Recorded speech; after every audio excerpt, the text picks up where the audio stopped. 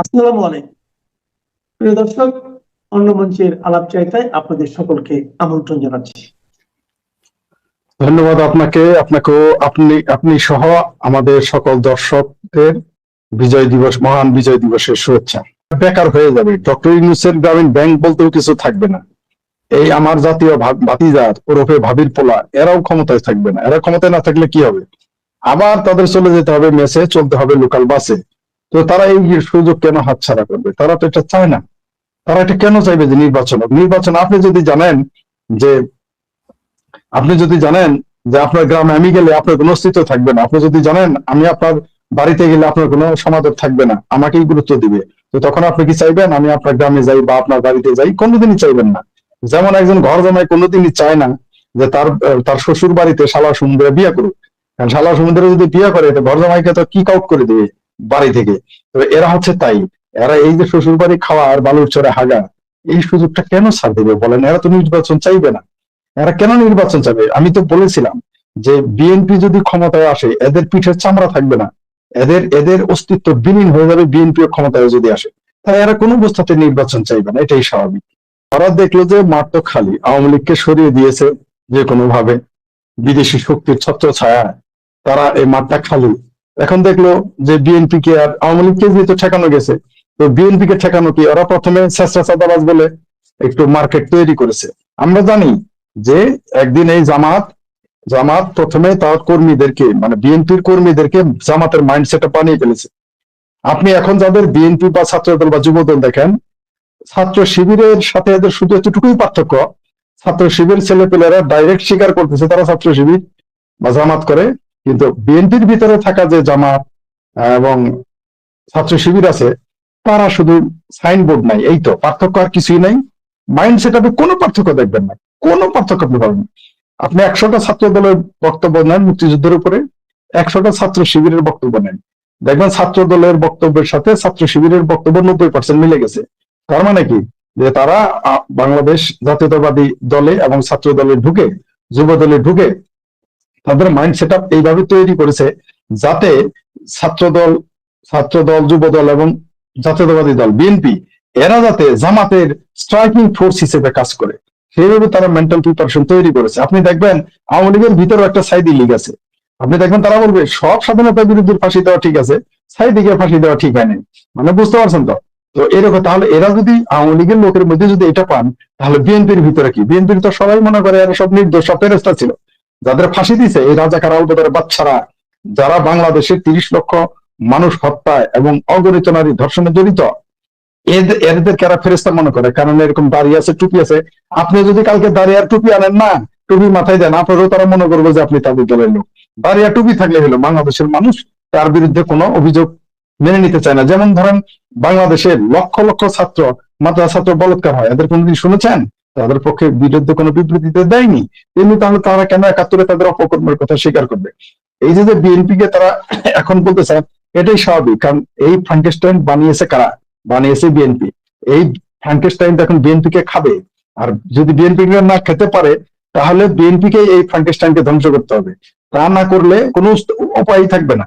আপনি দেখেন হেফাজত নামের ফ্রাঙ্কেস্টাইন তৈরি করেছিল, তৈরি না, তাকে পৃষ্ঠপোষকতা দিয়েছিল আওয়ামী লীগ কিছুদিন, দেওয়ার ফলাফল তো আপনি পেয়ে গেছেন। তো আর আওয়ামী লীগ আর বিএনপি তো জিয়াউর রহমান শুরু থেকেই এদেরকে পৃষ্ঠপোষকতা করতেছে, বিএনপি কে ফল এখন ভোগ করতে হবে। তাই এরা এখন শুধু বঙ্গবন্ধুকে খুনি বলেই তারা থামবে না, তারা এখন জিয়াকেও খুনি বলবে, এটাই স্বাভাবিক। অলরেডি তারা তো তারেক রহমানের বিরুদ্ধে বয়ান দিয়েছে, লন্ডন থেকে দেশ চালাইতে পারবে না, এই কথা বলে দিয়েছে তারেক রহমানকে। তো এইভাবে তারা এমনকি বিএনপি কে চেষ্টা চাঁদাবাজ বলতেছে। কারণ হলো যে তারা সেই আস্কারাটা দিয়েছে, তারা বানরকে কাঁধে তুলে ফেলেছে। এখন হয় তাদের নামাতে হবে, তা না হলে তাদের বান্দরের কথাই চলতে হবে, এছাড়া বিএনপির কোনো আর উপায় নেই। মব ভায়োলেন্স তো এই জন্যই করেছিল, এরা তো মব সন্ত্রাস এমনি করে নাই। অলরেডি আজকে আমার এক ভাবির পোলা বলছে, সান্ডা মাহফুজ বলছে, যারা মব ভায়োলেন্স করবে তাদের কিছু বলা যাবে না। ছাত্রলীগ যদি, সাদ্দাম যদি এই কথা বলতো যে ছাত্রলীগ যাকে ইচ্ছা তাকে পেটাবে, তাহলে দেখতেন যে কিছু বলা যাবে না। এটা বললে তখন দেখতেন মানবাধিকার ধ্বংস হয়ে যাইতো, গণতন্ত্র ধ্বংস হয়ে যাইতো, ইসলাম খতরেমে যাইতো। কিন্তু এটা তো রব্বানি আর সাদ্দাম বলে নাই, বাইরে যুবলীগের সম্রাটও বলে নাই। সুতরাং এটা এখন বলা যাবে, এটা আওয়ামী লীগের কোন নেতা বলে নাই, এখন এটা সান্ডা মাহফুজ বলেছে, তাই এটা চলবে। মানে তারা এখন ক্ষুধা হয়ে গেছে, তাদের কিছু আপনি বলতে পারবেন। আর আপনি যেটা বললেন যে আজকে এই বিজয় দিবস আমরা কোনোদিন এরকম দেখি নাই। মানে এরকম জঘন্য পরিস্থিতি আমরা কখনোই পরিস্থিতির মুখোমুখি হই নাই। কারণ তারা মত সন্ত্রাসের সময় এমন একটা ভীতিকর পরিবেশ সৃষ্টি করে রেখেছে, মানুষ যাতে ভয় না যায়। আগে 4 বছর না 2 বছরে মানে দুধের বাচ্চা ছাড়া সব শিশুই যাইতো, কেউ কেউ দুধের বাচ্চা খুলে নিয়ে বিজয় দিবসে আসতো, আমরা দেখেছি। আজকে আর সেই পরিবেশ তারা রাখেনি, কারণ যাতে বিজয় দিবসকে পালন করতে না পারে তার জন্য সকল আয়োজন তারা করে রেখেছে। মানুষ কিভাবে যাবে? মানুষ তো কার ঘাড়ে এখন কয়টা মাথা আছে যে কে যাবে? এখন ওই লোকটাই যেতে পারবে যে লোকটা বাংলাদেশের পতাকা কপালে বেঁধে বুকে বেঁধে শেখ মুজিবকে গালি দিতে পারবে, বঙ্গবন্ধুকে গালি দিতে পারবে, শেখ হাসিনাকে গালি দিতে পারবে, ভারতকে গালি দিতে পারবে, মুক্তিযোদ্ধাদের গালি দিতে পারবে, তারাই কেবল যেতে পারবে। তাছাড়া যারা মুক্তিযুদ্ধের পক্ষের একটা মানুষ এখন বিজয় দিবস স্মরণে কোথাও যেতে পারবে না, এটাই স্বাভাবিক। অলরেডি তারা তো নিষিদ্ধই করে দিয়েছে, যে যখন তারা বলেছে যে আওয়ামী ফ্যাসিস্টরা শহীদ মিনারে আসতে পারবে না, আওয়ামী ফ্যাসিস্টরা স্মৃতিসৌধে যেতে পারবে না, তখনই তো বোঝা হয়ে গেছে যে তারা কাউকে যেতে দেবে না। আসলে এর মানে কি? মানে তারা বিজয় দিবসে কাউকে যেতে দিবে না। তবে এটা করাতে ভালো হয়েছে, কারণ হলো যে এদের মুখোশ উন্মোচিত হয়ে গেছে, বাংলাদেশের জনগণ এদের চিনতে পেরেছে। এখন আর আমাদের আর আপনাকে বা আওয়ামী লীগকে বা ছাত্রলীগ যুবলীগকে সাদ্দামকে রব্বানিকে আগুন দিয়ে দেখিয়ে দিতে হবে না, ওই যে রাজাকার যায় এটা রাজাকার, এটা আলবদর। এখন সবাই এটা চিনে গেছে। কমরেড হায়দার আকবর খান রনু বলেছিলেন যে মৌলবাদীদের, এই দেশের মৌলবাদীদের স্তম্ভ চারটি: মুক্তিযুদ্ধ বিরোধিতা করা, বঙ্গবন্ধুর বিরোধিতা করা, ভারত বিরোধিতা করা এবং নারী বিদ্বেষ। তো এই দেশের মৌলবাদীরা তো ভারত বিরোধিতা করবে, এটা তো কমরেড হায়দার আকবর খান রনু বহু আগেই বলে গেছেন, তাই না? তো এটা আমরাও সেই তার ভাষাতেই বলতে চাই, এটা তাদের স্তম্ভ। ভারত বিরোধিতা করা বাংলাদেশের মৌলবাদীদের স্তম্ভ, এটা আমার কথা না। প্রয়াত বিজ্ঞ এবং দেশপ্রেমিক একজন কমরেড হায়দার আকবর খান রনুর বয়ান। সেটা হলো যে আমরা যারা মধ্যবয়স্ক আছি, আমরা তো তাদেরকে আদর্শ মানি। আমরা যেমন বঙ্গবন্ধুকে আদর্শ মানি, আমরা যেমন মুক্তিযোদ্ধাদের আদর্শ মানি, তেমনি কমরেড শাহ আলমকে আমরা আদর্শ মানি বীর মুক্তিযোদ্ধা হিসেবে, কোনো সন্দেহ নেই। কিন্তু আমাদের কি করতে হবে? আপনি যেটা বললেন, মানে মুখোমুখি হওয়া ছাড়া তো রক্ষে নাই। তারা যেমন 71 মুক্তিযুদ্ধ করেছে, আমরা বুঝতে পারতেছি যে আমরা বলতাম যে তখন যদি আমরা বড় থাকতাম আমরা মুক্তিযুদ্ধে যাইতাম, তাই না? কিন্তু এখন বোধহয় সেই স্বপ্নটা পূরণ হবে সামনে, কোনো উপায় নেই, এখন মুখোমুখি হতে হবে আপনাকে। আপনি কোনো মানে এখন ক্ষোভ দেখিয়ে বা রাগ ঝেড়ে বা আপনি বাইপাস করে এখন আর এই স্বাধীনতা বিরোধীদের এড়িয়ে যাওয়ার আমাদের সুযোগ নাই। এখন তারাই আমাদের মুখোমুখি করে দিচ্ছে, আমরা হচ্ছি না। আমরা কখনোই ইউনূসের মুখোমুখি হতে চাচ্ছিলাম না। আমরা কখনোই জামাতের নেতাদের মুখোমুখি হতে চাচ্ছিলাম না। কিন্তু তারা এবং তাদের এই যে আমার জাতীয় ভাবির পোলা যারা, এরা এমন কিছু করতে যে আমাদের টেনে মানে হিসড়ে আমাদের মুখোমুখি হতে বাধ্য করতেছে তারা। কিন্তু তারা জানে না আমাদের এই যে কমরেড শাহ আলম ভাই যারা মুক্তিযুদ্ধ করেছেন, বীর মুক্তিযুদ্ধ, আমরা তাদের উত্তরসূরি, আমরা বঙ্গবন্ধুর উত্তরসূরি, আমরা কমরেড শাহ আলম যিনি কমান্ডার ছিলেন তার উত্তরসূরি। বাংলাদেশে যারা মুক্তিযোদ্ধাদের উত্তরসূরি মনে করে এখনো বুকে যাদের আদর্শ ধারণ করি আমরা, আমাদের কমরেড শাহ আলম বৃদ্ধ হয়ে গেছেন, হয়তো তিনি যুদ্ধ এখন এই মুহূর্তে করতে পারবেন না, কিন্তু আমাদের বয়স কিন্তু শেষ হয়ে যায়নি। আমরা মুখোমুখি হবো, আমাদের এদের প্রতিরোধ করা ছাড়া আর কিছুই দেখতেছি না। এখন আমাদের মাননীয় কমরেড বীর মুক্তিযোদ্ধা বলেছেন যে কোনো কিছুর পার্শ্ব প্রতিক্রিয়া আছে। অবশ্যই কোনো সন্দেহ নাই, কোন অপশাসন হয়েছে বলেই তো একটি সরকারের উচ্ছেদ ঘটাতে পেরেছে, সেটা ষড়যন্ত্র হোক আর না হোক। একটি সরকারকে তো আপনি যতক্ষণ অপশাসন না হয় উচ্ছেদ হয় না, এটা কোনো সন্দেহ নাই। কিন্তু দেশ এখন এই মুহূর্তে এমন একটা পরিস্থিতির মুখোমুখি, আমরা দেখেছি একমাত্র বাম জোটের তাও কয়েকজন বাম জোটের থেকে বেরিয়ে কেউ যায় স্বাক্ষর করেছে তথাকথিত জুলাই সনদে। এখানে আমাদের কমিউনিস্ট পার্টি সেখানে স্বাক্ষর করে নাই, আর বিএনপি স্বাক্ষর করে বলেছে তারা ফেসে গেছে, সেটা অন্য বিষয়। তারা ফেসে, এত বড় বুদ্ধিজীবী, তাদের নাকি ব্যারিস্টারে ভর্তি, তারা ফেসে যাবেই তো, কারণ শয়তান যদি না চিনে দেয় তো অন্য কারণ না। আর এরা তো নাবালক না যে না বুঝে গিয়ে সাইন করেছে, সুতরাং তারা ফাঁসবে, এটা আমরা আগেও জানতাম। আমরা জানি যে এই কিস্তিখোর ইউনূস, এই স্বাধীনতা বিরোধীদের পৃষ্ঠপোষক ইউনূস, এই জামাতিদের পৃষ্ঠপোষক ইউনূস, এই যে কত বড় বদমাইশ, সেটা আমরা আগে থেকেই জানি, এখনো জানি, ভবিষ্যতে এই সমস্ত মানুষদের আগে থেকে চেনা যায়। বিএনপি কেন বুঝলো না? বড় একটি দল হিসেবে আওয়ামী লীগকে যেমন অপশাসনের জন্য কাঠগড়ায় দাঁড় করানো যায়, তেমনি দ্বিতীয় বৃহত্তম দল হিসেবে বিএনপিকেও কাঠগড়ায় দাঁড় করানো যায়। তো বিএনপি তো এই ফ্রাঙ্কেস্টাইন পেলে পুষে দুধ খাইয়ে মানুষ করেছে, কোনো সন্দেহ নাই।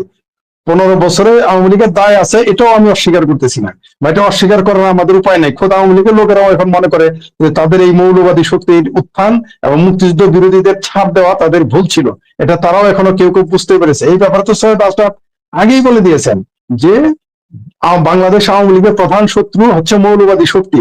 আমি মনে করি মৌলবাদী শক্তি শুধু আওয়ামী লীগের বিরোধী, মানে আওয়ামী লীগের বিরোধী না, আওয়ামী লীগের ক্ষতিকর না, এটা বিএনপির জন্য ক্ষতিকর, বামদের জন্য তো ক্ষতিকরই, এমনকি বাংলাদেশের জন্য মৌলবাদী শক্তি, স্বাধীনতা বিরোধী গোষ্ঠীটা আছে সবচেয়ে বড় অপশক্তি। এবং এরা আজকে সুযোগ পেয়ে গেছে, বাম গণনা যারা বামপন্থীদের শক্তি দুর্বলতার সুযোগে আওয়ামী লীগও মাঠে নাই, এই সময় তারা একেবারে কাসিমের মতো মাথা বের করে সামনে চলে এসেছে, আমরা দেখতে পাচ্ছি। কিন্তু এর দায় বিএনপিকেও নিতে হবে, বিএনপিও তার চেয়ে বেশি দায়, কারণ পৃষ্ঠপোষকতা প্রথমে বিএনপি দিয়েছে। যাই হোক, এখন আমাদের যেটা করণীয় সেটা হলো যে তর্ক বিতর্ক করলে তাদের আমরা ঠেকাইতে পারবো না। আমরা যত তর্ক বিতর্ক করবো তার মধ্যে দিয়ে এরা তত আরো সুবিধা পাবে এবং তাদের কাজ তারা করে যাবে। তার জন্য তারা বলতে পারে 16ই ডিসেম্বর কালো দিবস বলে, কালা দিন বলে। আমরা দেখতে পারতেছি কখনো মৌলবীর বেশে, কখনো সামরিক পোশাকের বেশে, কখনো ছাত্র নেতার বেশে, কখনো নেতাদের বেশে এসে আমাদের মুক্তিযুদ্ধ এবং আমাদের যে আমাদের অর্জন এগুলোকে তারা বিতর্কিত করতেছে। তারা বাংলাদেশের অর্জন, মানুষের অর্জন দুইটি। আমাদের পূর্বপুরুষ যারা একজন জীবিত এখানে আমাদের উপস্থিত আছেন, যে 52 মানুষজন তো এখনো জীবিত নাই, এখন 71 যিনি ছিলেন মুক্তিযোদ্ধা তিনি আমাদের সামনে এই মুহূর্তে আমাদের লাইভে আছেন। তারা হচ্ছেন আমাদের সত্যি, আমাদের অর্জন দুইটা, একটা হলো 52 আর একটা হচ্ছে 1971। এই দুটোই তো আমাদের অর্জন, যা পৃথিবী তার কারণে। সুতরাং এই দুই অর্জনকে টিকিয়ে রাখতে অবশ্যই মুক্তিযুদ্ধের পক্ষের মানুষ যারা দলমধ্যের বিশেষজ্ঞবদ্ধ হতে হবে যদি এদের আমরা ঠেকাতে চাই। কারণ এরা এতবার বেড়েছে, মানে যারা আমার হাঁটুর বয়সী তারা মনে করেন যে শাহ আলম, কমরেড শাহ আলম বীর মুক্তিযোদ্ধাদের থ্রেট করে, এগুলো শুনলে আমাদেরও বুকে রক্তক্ষরণ হয়। আমরা যখন দেখি মুক্তিযোদ্ধাদের মানে যেভাবে অপমান করা হচ্ছে, মুক্তিযুদ্ধের চেতনা ধূলিসাৎ করা হচ্ছে, আমরা আর সহ্য করতে পারতেছি না, আমরা অতিষ্ঠ হয়ে গেছি। এরা জোর করে আমাদের মুখোমুখি আনতে চায়, আমরাও প্রয়োজনে মুখোমুখি হবো। মুখোমুখি হওয়া ছাড়া মনে হয় অদূর ভবিষ্যতে এই যে তিনি যেটা 71 সালে তিনি যেমন মুখোমুখি হয়েছিলেন, সম্ভবত আমাদের আবার মুখোমুখি হতে হবে। তাছাড়া এদের হটানোর কোনো সুযোগ আছে বলে আপাতত দেখা যাচ্ছে না, কারণ তারা নির্বাচন দিবে কিনা আদৌ এ ব্যাপারে আমার যথেষ্ট সন্দেহ আছে। আর তারা ইলেকশন দিলে সেটা ইলেকশন হবে না সিলেকশন হবে, তিনি তো সরকার প্রধান, আমি মানি না তাকে। কারণ তিনি হচ্ছেন এনজিও, সারা জীবন এনজিওর ব্যবসা করে আসছেন। তিনি আদম ব্যাপারে লাইসেন্স করেছেন। আদম ব্যাপারে লাইসেন্স তো কমরেড শাহ আলম তো চাইলে এরকম 10টা লাইসেন্স বহু আগে বানায় বহু হাজার হাজার কোটি টাকা কামাইতে পারতেন। এটা আজকে না, জিয়ার আমলেও পারতেন, এর সাদা আমলেও পারতেন, শেখ হাসিনা আর খালেদা জিয়ার আমলেও পারতেন, তিনি তো করেন নাই। তো যে ব্যক্তিটি হাজার হাজার কোটি টাকার মালিক হয়ে, যে ব্যক্তিটি 400-500 কাঠা ঢাকা জমির মালিক হয়ে, যে ব্যক্তিটির হাজারো কোটি টাকা থাকার পরেও যে আদম ব্যাপারে লাইসেন্স করে, সে কিভাবে দেশ প্রধান হইতে পারে? এই মন মানসিকতার মানুষ। তার কাজ হচ্ছে, তারা তো হাদিকে তো এটা তো একটা কেমন, এটা তো একটা ড্রামা, এটা তো আমরা বুঝতেই পারতেছি। হাদিজ একখানে বলির পাঠা, এটা তো স্পষ্ট, নির্বাচন পিছনে নির্বাচন বানচাল করা, অথবা ডক্টর ইউনূস তথাকথিত এনজিও গ্রাম সরকারের আয়তন বাড়ানোর, মানে তাদের ক্ষমতার আয়তন বাড়ানোর জন্য তারা এগুলো করতেছে, এই নাটক। তারা তো এগুলো বলবে, তারা এখন হাদিকে মেরেছে, কালকে সাদিক কায়েমকে মারতে পারে, পরশু জামাতের লোককে গুলি করে দিতে পারে, ইত্যাদি ইত্যাদি করতে পারে। আবার সিইসি কি বলেছে শুনেছেন তো? সিইসি বলেছে এটা ন্যাচারাল, স্বাভাবিক ঘটনা, দুই একটা খুন তো হইতেই পারে, দেশের আইন স্বাভাবিক। তো এই যে যাদের বদমাইশি গুলো, এরা তো একজন রাজনীতিবিদ না। আপনি আমাকে বলেন যারা এই মুহূর্তে তথাকথিত এনজিও গ্রাম সরকার আছে, একজন কি পলিটিশিয়ান কিনা আমাকে নাম বলেন। আপনি আপনার নাম মনে পড়লে আপনি বলেন, একজনও না। এই দেশে কি তত্ত্বাবধায়ক সরকার বা ইন্টারিম সরকার বানার লোক পাওয়া গিয়েছিল না? কমরেড শাহ আলমরা ছিলেন না, বা বিএনপি নেতারা ছিলেন না? রাজনৈতিক নেতাদের নিয়ে আসেন। আপনি পছন্দ করেন আওয়ামী লীগ খুব খারাপ, আওয়ামী লীগের বাদ দিয়ে দেন। আওয়ামী লীগ ছাড়া আরো তো রাজনৈতিক দল ছিল, তাদের নিয়ে আপনি একটি ইন্টারিম সরকার গঠন করতেন। এই সমস্ত, যেটা আমাদের মাননীয় কমরেড, আমাদের শ্রদ্ধেয় কমরেড যেটা বীর মুক্তিযোদ্ধা বলে গেলেন, যেটা থেকে এই মুহূর্তে সাম্রাজ্যবাদী সরকারের কথাই চলতেছে, একটা এম্বাসিতে বসে এইগুলো নির্দেশ দেওয়া হচ্ছে, তারা তাই করতেছে। এই দেশে একটা হট্টগোল বাদিয়ে, কখনো আওয়ামী লীগের সাথে হট্টগোল, কখনো বিএনপির সাথে হট্টগোল, কখনো নিজেরাই, যেমন হাতির ঘটনা, তারপর ভারতের সাথে একটা সংঘর্ষ পরিস্থিতি সৃষ্টি করে যাতে তাদের ক্ষমতা দীর্ঘায়িত করতে পারে এবং তাদের উদ্দেশ্য সফল হয়, সেই জন্য তারা এগুলো করতেছে। এটা তো আর কিছু না, এটা তো স্পষ্ট। March to Indian high commission বা ভারতীয় দূতাবাস ঘেরাওয়ের একটা কর্মসূচি ঘোষিত হয়েছে। এই ভিডিওটা আপনারা যখন দেখছেন ততক্ষণে হয় এই কর্মসূচিটি পালিত হয়ে গেছে অথবা কয়েক ঘন্টার মধ্যে এটা পালিত হবে। অবশেষে অরিন্দম কহিলা বিষাদে ভারতীয় দূতাবাস ঘেরাওয়ের এই কর্মসূচিতে আমি খুবই এক্সাইটেড, খুবই আনন্দিত, খুবই তৃপ্ত এবং দুই হাত তুলে এটাকে সমর্থন দিচ্ছি। সমর্থন দিচ্ছি কেন এটা বলার আগে একটা গল্প আপনাদের সাথে শেয়ার করতে চাই। এক লোক, এক কৃষক প্রতিদিন ঘরে ফিরে তার বউকে পিটায়। তো মাইট দেওয়ার পরে তারপরে বউ কিছুক্ষণ কান্নাকাটি করে ভাত দেয়, ততক্ষণে লোকটা যায় গিয়ে গোসল টোসল করে এসে ভাত খায়। এটা ছিল তাদের দীর্ঘদিনের রুটিন। তো একদিন ঘটনাটা ঘটলো, লোকটা বাসায় এসেছে, এসে বাড়িতে ফিরে আর বউকে পিটায় না, সে বিভিন্ন কাজকর্ম করছে, এটা করছে, বউ সামনে দিয়ে খালি ঘুরঘুর করে। তো লোকটা হঠাৎ করে জিজ্ঞেস করলো যে কি ব্যাপার, তুমি দেখা যায় খালি বারবার ঘুরঘুর করছো, কিছু বলবা? বউ তখন মুখ ঝামটা দিয়ে বলল, মারলে মাইরা দাও, গোসল করতে যাব। মানে তুমি যদি মারতে হয় তাহলে মাইর দিয়ে দাও, কারণ এটা তো রুটিন। তারপরে বউটা গোসল করতে যাবে। ভারতের অবস্থাটা হচ্ছে তাই, এবং আমার ধারণা যে তারাও অপেক্ষা করছে যে মারলে মাইরা দে, তারপরে গোসল করতে যাব।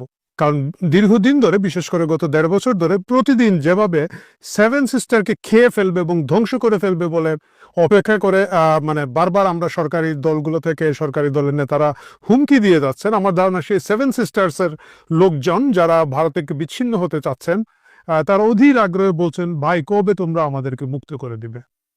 এই যখন পরিস্থিতি, তখন জুলাই ঐক্য নামে, জুলাইয়ের একটা দোকান না, জুলাইয়ের যে বিভিন্ন সংগঠন আছে তারই একটা সংগঠন, যেটা ছাত্র শিবিরের এবি জুবায়ের এবং ছাত্র শিবিরের নেতা কর্মীরা চালান। মানে বাংলাদেশের সব সংগঠনই তো গুপ্ত বাহিনীর সুপ্ত অবস্থায় চালান, বাট এইটা একটু প্রকাশ্যে চালান। সেই সংগঠন থেকে ডাক দেওয়া হয়েছে যে ভারতীয় দূতাবাসকে ঘেরাও করা হবে। ঘেরাও করার পিছনে যে যুক্তিটা তারা দিয়েছেন, যে দাবিটা তারা করেছেন, এটা খুবই যৌক্তিক একটা দাবি, যে সেখানের মধ্যে যে মুশকিলটা তৈরি হচ্ছে, আমাদের দেশে অপরাধ করার পরে অপরাধীরা পালিয়ে ভারতে চলে যাচ্ছে, এর বাইরে প্রচুর সংখ্যক রাজনৈতিক নেতাকর্মী, যাদের অধিকাংশই এই দেশের মধ্যে মামলা ফেস করছেন, তথা অপরাধী আওয়ামী লীগের নেতাকর্মী, শেখ হাসিনা সহ বা সাবেক স্বরাষ্ট্রমন্ত্রী সহ অনেক মন্ত্রী, এমপি এবং ছোটখাটো ইভেন তৃণমূলের নেতারা কলকাতা এবং দিল্লিতে আশ্রয় নিয়েছেন বলে জানা যায়। এদেরকে ফেরত দিতে হবে, এবং বিশেষ করে হাদিকে মেরে যে 2 জন পালিয়ে গিয়েছেন বলে ধারণা করা হচ্ছে, যে তারা ভারতে চলে গিয়েছেন। আমি জানি না এটা কতটুকু সত্য বা মিথ্যা, সেটার ফেরত দেওয়ার এবং এটা খুব প্রকাশ করার জন্য তারা এই দূতাবাস মুখী মিছিল করছেন। এবং আমি পত্রিকা সূত্রে যেটা দেখতে পেলাম, সেখানের মধ্যে আমাদের কিছু সাবেক সেনা কর্মকর্তারা থাকবেন। আপনারা জানেন যে এই সেনা কর্মকর্তাদের মধ্যে কিছু কিছু আছেন সাবেক সেনা কর্মকর্তারা, বয়সের ভারে বা হয়তো ট্রেনিং দিতে দিতে মগজের কিছু ক্ষতি হয়ে গিয়েছিল আগে, যার কারণে তারা খুব উল্টাপাল্টা কথা বলেন। তারা গত বছর এই সময় বলেছিলেন যে 4 দিনে ক্যালকাটা দখল করে ফেলবেন, আরো কি যেন উদ্ভট কথা বলেন। তো আমি আশা করছি সেই সেই সেনাপ্রধান, সেনা কর্মকর্তারা এই মিছিলে যুক্ত হবেন, এবং অবভিয়াসলি যেহেতু শিবির সংগঠন হিসেবে ডাক দিয়েছে, শিবিরের লোকজন যুক্ত হবেন। এবং এন্টি ভারতীয় যে সেন্টিমেন্টটা বাংলাদেশে আছে, সুতরাং শিবিরের যে শিশু সংগঠনগুলো আছে তারা বিভিন্ন ব্যানার এবং নামে এটার মধ্যে যুক্ত হবেন। আমি শুরুতেই বলেছি, আমি এই কর্মসূচি সর্বাত্মক সমর্থন করি। আমি নিজে একজন খুব ভারত বিরোধী লোক, কিন্তু আমার প্রশ্নটা হচ্ছে, এটা কি আসলেই শুধুমাত্র এই সৎ উদ্দেশ্যে করা হচ্ছে, নাকি এর পিছনে রাজনীতিকে আড়াল করার একটা চেষ্টা আছে? আপনারা জানেন, এই সরকার যখন ব্যর্থ হয়, মানে তারা সবসময় ব্যর্থ, যখন ব্যর্থতা বেশি চোখে পড়ে যায়, তারা কিছু পাবলিক স্টান্টবাজি করে। প্রথমে তারা কি করবে, তারা কোনো একটা নায়িকারে গ্রেফতার করে ফেলবে, ধরেন পরিমণিরে গ্রেফতার করে ফেলবে বা এরম কাউরে গ্রেফতার করে ফেলবে, এবং সেটা যদি না পারে তারপরে তারা কিছু একটা ড্রোন শো দিবে। ড্রোন শো দিয়ে যদি এটা না হয়, তাহলে একটা হেলিকপ্টার শো দিবে, বিমান শো দিবে, বিমান থেকে ফালাবে, বাতি জ্বালাবে, এইসব তামসা তারা করে পুরো জিনিসটাকে তারা একটা পাবলিক স্টান্টবাজিতে নিয়ে যায়। এই পাবলিক স্টান্টবাজির অংশ হিসাবে ভারতীয় দূতাবাস দখলের চেষ্টা হচ্ছে কিনা, দখল তো না, ঘেরাও কর্মসূচি দেওয়া হয়েছে কিনা, এটা আমাদেরকে বুঝতে হবে।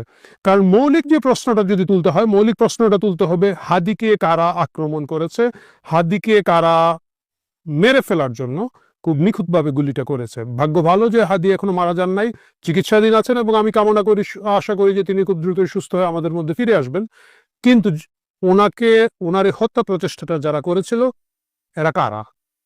ঢালাওভাবে আওয়ামী লীগের উপরে দোষ দেওয়া হচ্ছে, এবং এই 2 জনকে আওয়ামী লীগের নেতাকর্মী হিসাবে চিহ্নিত করা হচ্ছে, যে 2 জনকে প্রাইমারি সাসপেক্ট হিসাবে নেওয়া হয়েছে। বাট আমাদেরকে মনে রাখতে হবে, বাংলাদেশের সবাই একসময় আওয়ামী লীগ করতো, এখন সবাই গাছের পাতা সহ সবাই এখন বিএনপি করে। এবং এই সাদিক কায়েম যদি 5 আগস্টের পট পরিবর্তন না হতো, এখন উনি জয় বাংলা জয় বঙ্গবন্ধু বলে বিভিন্ন হল শাখা ছাত্রলীগের সাথে মিছিল করতেন। সুতরাং এই যে দুইজন কে এখন আওয়ামী লীগ বলা হচ্ছে, তারা আদৌ কি আওয়ামী লীগ ছিল কিনা, না না না তারা সরকারি পৃষ্ঠপোষকতায় হত্যার সঙ্গে জড়িত ছিল, এই প্রশ্নটা উঠতে হবে। কারণ আমাদেরকে মনে রাখতে হবে এরা কিন্তু অনেকগুলো অস্ত্র সহ ব্যাংক না একটা কি যেন ডাকাতি করতে গিয়ে উত্তরা ধরা খেয়েছিল, একটা প্রতিষ্ঠান ডাকাতি করতে গিয়ে। এবং তারা কখন এটা করেছিল, যে 5 আগস্টের পরবর্তী 90 দিনের মাথায়, যখন এই সব ধরনের ডাকাতি এবং মববাজিরা আমাদের এখনকার যারা সরকারি নেতারা আছে তারা এবং তাদের পৃষ্ঠপোষকতায় এনসিপি বৈষম্য বিরোধী ছাত্র এইসব মুখোশের আড়ালে এই লুটপাট মবতন্ত্র চলছিল।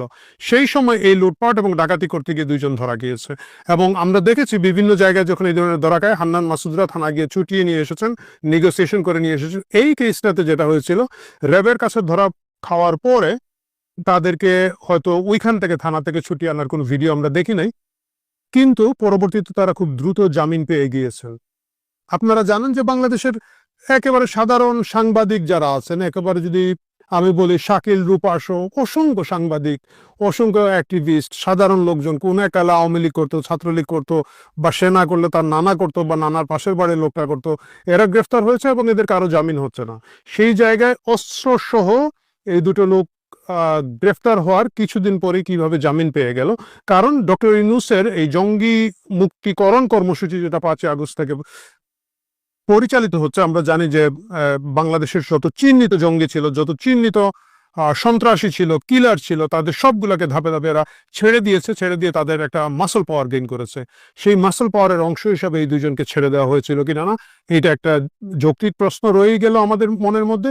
এবং সেই নেগোসিয়েশনের কোনো অংশ ছিল কিনা না এই কিলিং মিশন, এই প্রশ্নটা আছে। কেন আছে? এই লোকগুলো ঢাকা শহরে একটা কাণ্ড ঘটিয়ে কিভাবে ভারতে চলে গেল, যদি এই দাবি সত্য হয়ে থাকে, এই প্রশ্নটা উঠতে হবে। সরকারি কোনো গোয়েন্দা সংস্থা, সরকারি কোনো সংস্থার সংশ্লিষ্টতা ছাড়া নির্বিঘ্নে ঢাকা শহর, ঢাকা হচ্ছে বাংলাদেশের একবারে সেন্ট্রাল, এখান থেকে একেবারে চলে গেল। কিভাবে চলে গেল? পুরো রাস্তা তাদেরকে কেউ ধরতে পারলো না। এবং আমাদের সীমান্ত রক্ষীরা কি করছে, আমাদের সীমান্ত ম্যানেজমেন্ট কি হচ্ছে, এই প্রশ্নটা আমাদেরকে তুলতে হবে। তারা ভারতে যাওয়ার পরে ভারতে আশ্রয় নিয়েছে, ভারত তাদেরকে গ্রেফতার করবে, ফেরত দিবে, মেরে ফেলবে, অন্য দেশে পাঠিয়ে দিবে, নাকি পালক পুত্রের মতো পেলে পুষে রাখবে, এটা ভারতের সমস্যা। কিন্তু এরা যখন বর্ডারটা ক্রস করে, ভারতের বর্ডারে ঢোকার আগে তো বাংলাদেশের বর্ডারে এরা ছিল, তখন কেন বাংলাদেশের বর্ডারের কোনো লোক এটাকে নিয়ন্ত্রণ করতে পারলো না, তাদেরকে গ্রেফতার করা গেল না? বিশেষ করে এত বড় একটা ঘটনার পরে স্বাভাবিক আমরা জানি যে বর্ডারগুলোতে অনেক বেশি রেড অ্যালার্ট থাকে। এই প্রশ্নটা করতেই হবে। সেক্ষেত্রে আমাদের এই সন্দেহটা কি খুব অমূলক যে বাংলাদেশের সরকারের কোনো না কোনো অংশের, আমি বলবো না পুরো অংশের, কোনো ধরনের পৃষ্ঠপোষকতা ছিল কিনা না এই হাদি হত্যা চেষ্টার প্রয়াসের মধ্যে? এই প্রশ্নগুলো কিন্তু যৌক্তিকভাবে আগামীতে আসবে এবং কোনো একদিন দিন ফিরলে আমরা জানি তদন্তে বেরিয়ে আসবে যে হয়তো কোনো গোয়েন্দা সংস্থা বা বিশেষ কোনো সংস্থা বা সরকারের বিশেষ কোনো উপদেষ্টার ইঙ্গিতে এই কাণ্ডগুলো হলেও হতে পারে। এই প্রশ্নগুলো তদন্ত সাপেক্ষ এবং আগামীতে দেখা যাবে। ফিরে আসছি ভারতীয় দূতাবাসকে ঘেরাওয়ের কর্মসূচিতে। ভারতের বিরুদ্ধে বাংলাদেশে একটা সেন্টিমেন্ট আছে, খুবই যৌক্তিক সেন্টিমেন্ট আছে, এবং সেই সেন্টিমেন্টের কারণ যে সীমান্ত হত্যা আছে এবং বিভিন্ন কাহিনী আছে। কিন্তু এটাকে যেভাবে ফুলিয়ে ফাঁপিয়ে এই সরকার ব্যবহার করছে, এখানে তাদের রাজনৈতিক অসাধুতার একটা প্রশ্ন এসে যায়। আমার কথা হলো ভাই, একেবারে সেভেন সিস্টারকে শান্তিতে থাকতে দিব না, ডক্টর ইউনূস থেকে শুরু করে হাসনাত আব্দুল্লাহ, সরকারের প্রতিটি স্তরের লোকজন এটা বলেছেন। ভাই করে ফেলেন, অন্তত এই কাজটা করে রেখে আপনারা যান, তাহলে তো বুঝবো যে একটা ভালো কাজ করছেন, সেভেন সিস্টার মুক্ত করেছেন। প্র্যাকটিক্যালি কি করছেন, কি কর্মসূচি আপনাদের, কিভাবে করবেন, একটু ভেঙে বলেন, আমরা চেষ্টা করি এটার মধ্যে শরিক হতে। আর যদি সেটা না পারেন, এই বাকুয়াজি করে মানুষের ইমোশনাল সুরসুরি দিয়ে যে ফোকাস সরিয়ে নেওয়ার চেষ্টা, এই রাজনৈতিক অসাধুতাটা বাদ দেন। আমাদের মনে আছে এই আসিফ নজরুল, ডক্টর ইউনূসের ডানহাত, যেটা ডক্টর ইউনূস দেরিতে আসলে যে নিজেই চেয়ারে বসে পড়ছিল প্রধান উপদেষ্টা হিসেবে, সে আসিফ নজরুল বলেছিল যে 26 লক্ষ ভারতীয় বাংলাদেশে কাজ করে থাকে। তো এখান থেকে তুই 26 জন বের করে দাও আঙ্কেল। এই 26 জনকে আজ পর্যন্ত তুমি বহিষ্কার করতে পেরেছো, একটা তালিকা দাও। 26 লক্ষ লাগবে না, 26,000 লাগবে না, 2600 লাগবে না, 26 জন। তারা পারে নাই, কিন্তু কারণ বাস্তবে এই জিনিসটার অস্তিত্ব ছিল না। কিন্তু এই যে ইমোশনের খেলা খেলার জন্য আবেগের খেলা খেলার জন্য তারা বিভিন্ন সময় এই ধরনের হাইপ তুলে জনগণকে বিভ্রান্ত করেছে, মূল ইস্যু থেকে চোখ সরিয়ে নেওয়ার একটা চেষ্টা চলেছে। ভারতের সাথে বাংলাদেশের অনেকগুলো চুক্তি আছে। প্রথমে আসার পরে এই ইন্টারিম গভর্নমেন্ট আসার পরে আমরা শুনলাম তারা বারবার বলল যে সবগুলো আওয়ামী লীগ ছত্রনাশ করে ফেলেছে, সবগুলা বাজে চুক্তি, সবগুলা খুব খারাপ চুক্তি, দেশের স্বার্থ ছিল না, ইন্ডিয়ার কাছে দেশ বিক্রি করে দিয়েছে। আমি একমত। কোন কোন চুক্তি আপনারা বাতিল করেছেন? গত কবে থেকে আপনারা আছেন? 1.5-2 বছর তো হয়ে গেছে, 1.5 বছরের মতো হয়ে যাচ্ছে। আপনারা কোন কোন চুক্তি বাতিল করেছেন এটা সরকার আমাদেরকে হিসাব দেন। এবং যদি চুক্তি বাতিল করে না থাকেন, কেন করেন নাই? যদি এগুলাতে বাংলাদেশের স্বার্থ অক্ষুণ্ণ থাকে তাহলে আপনারা মাপ চান, আপনারা বলেন আমরা ভুল করেছি, আমরা জনগণের কাছে ক্ষমা চাই, কারণ আমরা আওয়ামী লীগের পিছনে সুরসুরি দেওয়ার জন্য এই মিথ্যা তথ্যগুলো আপনাদেরকে দিয়েছে। প্রিয় দর্শক, আসুন আমি আপনি সকলে মিলে, ভারত আমাদের 3 দিকের প্রতিবেশী, তারা আমাদেরকে বিভিন্নভাবে নির্যাতন করে, বিভিন্নভাবে টর্চার করে, সীমান্তে কিলিং করে, ব্যবসা বাণিজ্যে খুবই আনস্টেবল সিচুয়েশন, তারা আমাদের পণ্য নিতে চায় না, তাদের পণ্য আমাদের কাছে পুশিং করতে চায়, তারা সীমান্তে তাদের নাগরিক পর্যন্ত আমাদের কাছে পুশিং করে, সীমান্তে তারা গুলি করে, বিভিন্ন ধরনের নির্যাতন তারা মানে আমাদের সাথে আন্তর্জাতিক পর্যায়ে করে থাকে। আমি পানি বন্টনের কথা তো আর নাই বললাম, বছরের পর বছর ধরে, যুগের পর যুগ ধরে আমাদেরকে তারা ন্যায্য হিস্যার পানি দিচ্ছে না। এই সব কিছু মিলিয়ে ভারতের বিরুদ্ধে যে ইমোশনটা আছে, এইটাতে যদি সরকার খেলতে চায়, সরকারকে জবাব দিতে হবে ক্যাটাগরিক্যালি যে তারা এর বিরুদ্ধে কি কি ব্যবস্থা নিচ্ছেন। আর এই ব্যবস্থা যদি না নিয়ে থাকেন তাহলে আমরা ধরেই নিব জনগণের চোখ, জনগণের দৃষ্টি মূল সমস্যাগুলো থেকে সরিয়ে দেওয়ার জন্য ভারতীয় বিরোধিতার একটা নতুন নাটক ডক্টর ইউনূস এবং তার সাওয়াল পাওয়াল শুরু করে দিয়েছে। তারই ধারাবাহিকতায় ভারতীয় দূতাবাস ঘেরাও, হয়তো মানে একটু আক্রমণ নাটক সবই চলবে, কিন্তু সবকিছুর পরে আমাদেরকে মনে রাখতে হবে এই সরকার যদি সত্যিকার অর্থেই দেখাতে চায় যে ভারত আমাদের জন্য একটা বিরাট শত্রু, সেটা তাদেরকে প্রমাণ করতে হবে কাজে।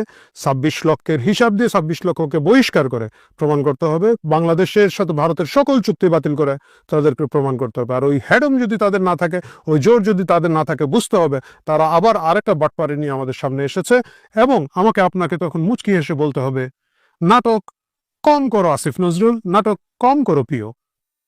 বাংলাদেশের নির্বাচন ফেব্রুয়ারি মাসে হবে কিনা এখনো বুকটা হাত দিয়ে কেউ বলতে পারে না। সেদিন এক বিএনপি নেত্রীর সঙ্গে আমার কথা হচ্ছিল, নেতার সঙ্গেও কথা হয়েছে। বললাম, আমি জিজ্ঞেস করছি, ভাই আমি বললাম নির্বাচন হবে কি? আগে তো বলতাম নির্বাচন হবে কিনা শিওর না, এখনো ঠিক বুঝি না।